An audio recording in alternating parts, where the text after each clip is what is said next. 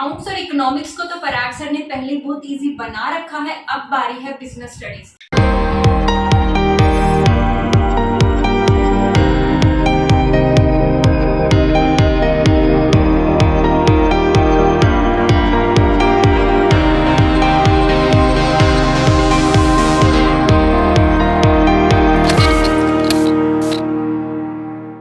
Business studies ना एक ऐसा सब्जेक्ट है जिसको हम स्टार्टिंग के मंथ्स में पढ़ना प्रेफर बिल्कुल नहीं करते कि इजी है, बिजनेस स्टडीज कौन पढ़ता है, बाद में पढ़ लेंगे। आज इस वीडियो में तुम्हारे बीएसटी से लेके जितने भी डाउट्स है, जितनी भी प्रॉब्लम्स है, सारी सोल्व हो जाएंगी। एंड तक जरूर देखना। देखो, अभी हमारे पास इतने महीने बाकी हैं बिजनेस स्टडीज की पढ़ाई करने के लिए, या फिर मतलब हर सब्जेक्ट की पढ़ाई करने के लिए, सिलेबस कंप्लीट करने के लिए। लेकिन ये 2 महीने मैं इसमें काउंट नहीं कर रही कि तुम इन 2 महीनों में अपना सिलेबस कवर करोगे, क्योंकि जनवरी और फेब 12th वालों में तो प्रैक्टिकल्स भी होंगे, उनका टाइम उसमें भी जाएगा, तुम्हें अपनी प्रोजेक्ट फाइल भी बनानी होगी, और साथ में इन महीनों में हम रिवीजन करेंगे और सैंपल पेपर्स की प्रैक्टिस करेंगे। तो यहाँ सिलेबस तो अपना छोड़ना ही मत। अब बात करते हैं इन महीनों की, तो सितंबर भी हटा दो, क्योंकि हाफ ईयरली कुछ बच्चों के शुरू हो चुके हैं और कुछ के होने वाले हैं। तो हमारे पास ना मोटे मोटे ये 3 महीने बचते हैं अपना सिलेबस को कंप्लीट करने के लिए। हमारे पास ज़्यादा टाइम भी नहीं है और बहुत कम टाइम भी नहीं है। अब सबसे पहले बात करते हैं कि हाफ ईयरली को सीरियसली लेना है, मजाक में नहीं लेना। जो बच्चे सोच रहे हैं कि हाफ ईयरली हम नहीं देंगे क्योंकि हमने तो पढ़ाई नहीं है, हमारा तो सिलेबस कवर है ही नहीं, तो मैं तुम्हें एक बात बता देती हूँ। मान लो एक एग्जांपल लेते हैं, हाफ ईयरली में तुम्हारे 5 चैप्टर्स आ रहे हैं। अब 5 में से तुम्हारा 1 हुआ है, 2 हुए हैं, या कुछ भी नहीं हुआ, तो तुम्हें पूरा सिलेबस करके जाने की जरूरत नहीं है हाफ ईयरली में। क्योंकि देखो, एक चीज हमेशा याद रखना, मतलब क्वालिटी हमेशा क्वांटिटी से ज्यादा होती है। तुम 5 चैप्टर्स कर रहे हो, तुमने ढंग से एक भी नहीं किया तो फायदा नहीं है, तुम्हें दोबारा करने पड़ेंगे। लेकिन तुमने सिर्फ 2 किए हैं, लेकिन इस लेवल के कर लिए कि अभी मैं तुम्हारा सीबीएसई बोर्ड का एग्जाम ले लूँ ना उन 2 चैप्टर्स का, तुम पूरे मार्क्स ले आओगे, फुल मार्क्स ले आओगे। तुमसे नींद में भी वो कॉन्सेप्ट पूछ लेना तो तुम बता दोगे।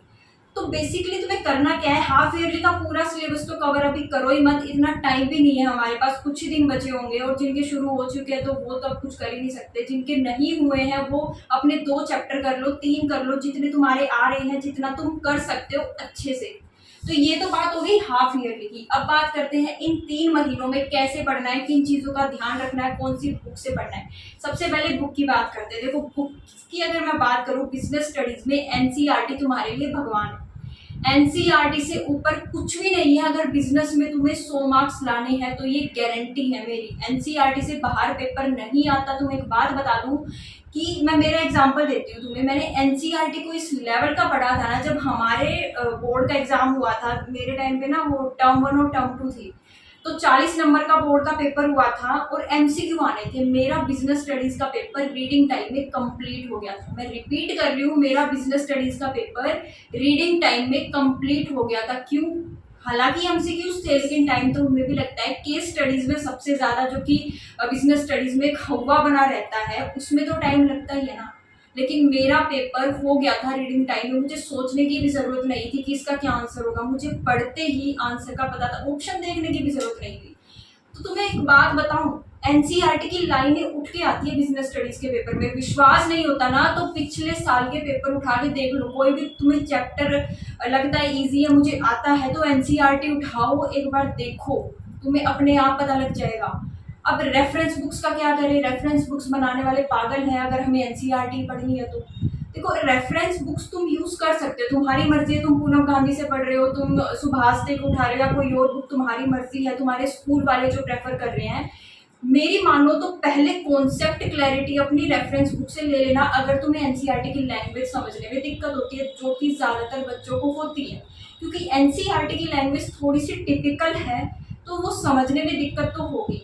पहले अपने कॉन्सेप्ट को क्लियर करना रेफरेंस बुक से। मान लो तुम पूनम गांधी को प्रेफर कर रहे हो, पूनम गांधी से पूरा चैप्टर पढ़ लिया, उसके बाद एक बार एनसीईआरटी की रीडिंग लेनी जरूरी है। और मैं कहूंगी जब तुम रिवाइज करोगे ना चैप्टर को, एक बार तो पढ़ लिया, अब पूनम गांधी पे दोबारा मत जाना, तुम एनसीईआरटी से ही रिवाइज करना उस चैप्टर को, क्योंकि एनसीईआरटी की लाइनें सच कह रही हूँ उठ के आती है पेपर में पूरी की पूरी। प्रीवियस ईयर के पेपर एक बार जाके देखो।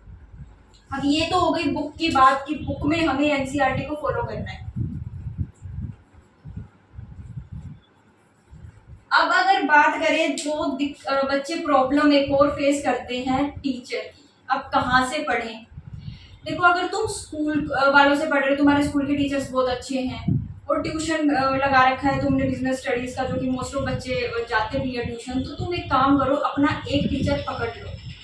पता है तुम क्या करते हो, आज एक चैप्टर यहाँ से पढ़ लिया, दूसरा चैप्टर हम ट्यूशन से पढ़ रहे हैं, तीसरा चैप्टर उसी चैप्टर को फिर तीसरी बार हम यूट्यूब से पढ़ रहे हैं, तीनों का मिक्स करके अपना ये कॉन्सेप्ट बना रहे हैं। ये मत करो। अगर YouTube से भी पढ़ रहे हो ना तो कम से कम एक या दो मैक्सिमम टीचर्स रखो, क्योंकि तुम जितना ज़्यादा मतलब इधर उधर घूमोगे, इतनी सारी बुक से नहीं पढ़ना होता। हमें एक बुक रखो, एक रेफरेंस बुक में से एक चूज कर लो और एक एनसीईआरटी तो रखनी है। अगर तुम्हें 100 में से 100 चाहिए और केस स्टडीज की प्रॉब्लम भी ना तुम्हारी एनसीईआरटी से सॉल्व हो जाएगी। केस स्टडीज में तुम्हारे कीवर्ड्स आएंगे एनसीईआरटी के, तुम्हारी लाइनें आएंगी उठ के एनसीईआरटी के।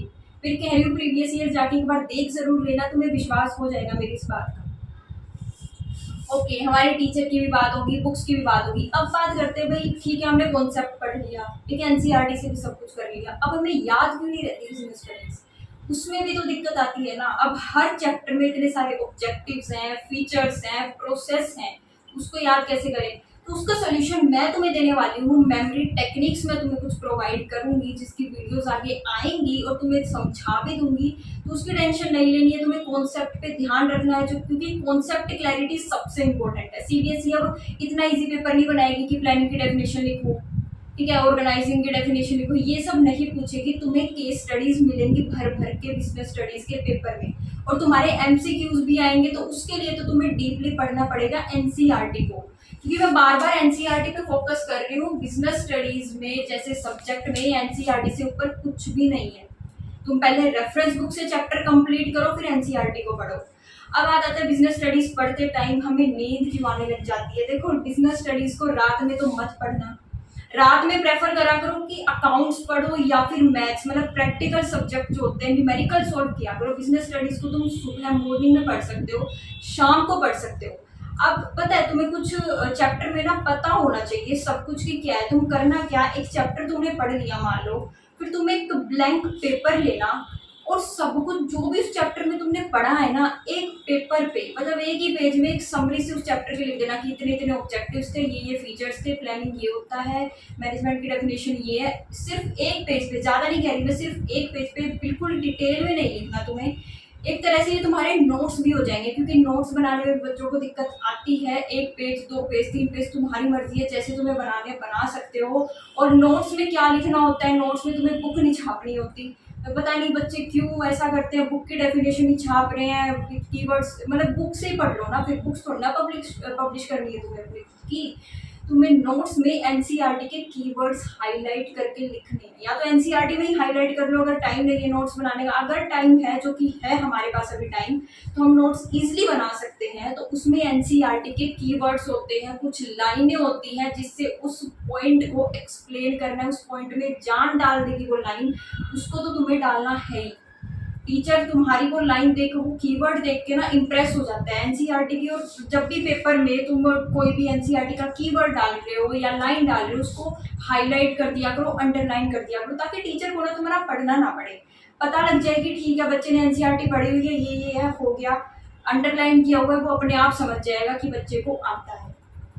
ओके, अब हमने इतनी सारी बातें तो इसमें कर ली, याद हो जाएगा। केस स्टडीज की बातें, केस स्टडीज की वही मैं अलग से एक वीडियो बनाऊंगी कि केस स्टडीज में तुम्हारी कौन कौन सी प्रॉब्लम्स तुम फेस करते हो, कैसे उनको डील करना है।